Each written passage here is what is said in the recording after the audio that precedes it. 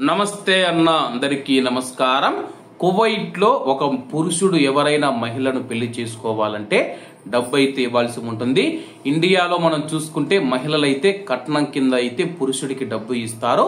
Kuwait లో దీనికి opposite అందరికీ తెలిసిన విషయమే. ఇందులో భాగంగా కువైట్ లోని ఒక కువైటీ పౌరుడు తన యొక్క నిశ్చితార్థం సందర్భంగా మహిళకు మనం చూసుకుంటే 10,500 దినార్లు నగదు మరియు కొన్ని బహుమతులైతే ఇవ్వడం జరిగింది. 10,500 దినార్ల డబ్బు మరియు బహుమతి తీసుకున్న తర్వాత ఆ మహిళ తరపున బంధువులు కానీ ఫ్యామిలీ కానీ ముఖ్యంగా ఆ యొక్క యువతి ఎవరైతే ఉన్నారో ఈ యొక్క నిశ్చితార్థ ప్రతిపాదన అయితే తిరస్కరించడం జరిగింది.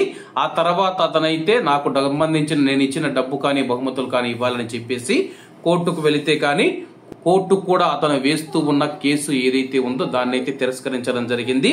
దీన్ని మళ్ళీ అతను ఫ్యామిలీ అప్పీల్స్ కోర్టుకు అయితే వెళ్లడం జరిగింది. అప్పీల్స్ కోర్టుకు వెళ్లిన తర్వాత బ్యాంకు బదిలీలు మరియు బహుమతులకు సంబంధించిన రసీదుల ద్వారా 10,500 దినార్లు నేను ఆ యొక్క అమ్మాయికి ఇచ్చానని చెప్పేసి నిశ్చితార్థం చేసుకోనందున నా డబ్బు మరియు బహుమతులు తిరిగి ఇవ్వాలని చెప్పేసి అతను ఫ్యామిలీ అప్పీల్స్ కోర్టును కోరడం జరిగింది. అలాగే విచారించిన కోర్టు వారి సంబంధం పూర్తిగా స్నేహమని మరియు బహుమతుల మార్పిడి చేసుకున్నట్లు కోర్టుకు తెలియజేశాడు.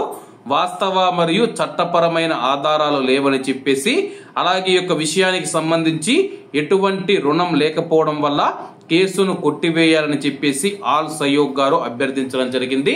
కానీ కోర్టు మాత్రం సమర్థించడం జరిగింది. అతని యొక్క డబ్బు మరియు బహుమతులు ఇవ్వాలని చెప్పేసి యువతికి ఆదేశాలు జారీ చేసింది. కాబట్టి అందరూ బాగుండాలి, అందులో మనం ఉండాలి. అందరికీ నమస్తే అన్న, జై హింద్.